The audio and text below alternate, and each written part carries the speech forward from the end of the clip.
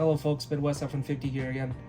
For folks who have been following my motor oil videos, one of the pictures I took before switching to Valvoline Restore and Protect was the oil fill port. Earlier today I looked inside the fill port and took a picture, but first let's take a look at the before picture. This picture is what I took before I switched to Valvoline Restore and Protect, and what you'll see is a lot of sludge around that ring where the oil goes into, a lot of yellowing.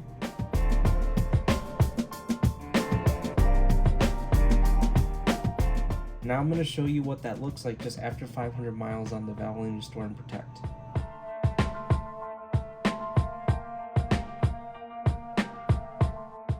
Now, the picture might not do complete justice, but here's what I see. There's a little bit less sludge, and some of the yellow that we saw in the before picture went away.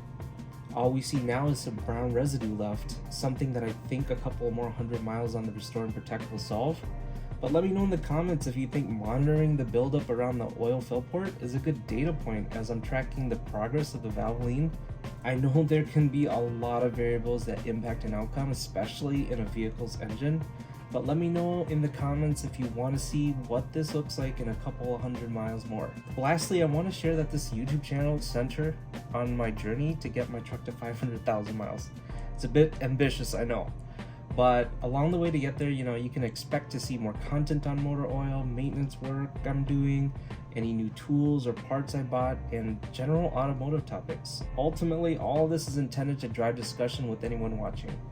Every other comment I've read so far, I've learned something new, and I really enjoy that, so keep it coming. Well, that's it for this video, folks. If you enjoyed this, if you got value out of it, please like and subscribe, it really helps, and I'll see you in the next video.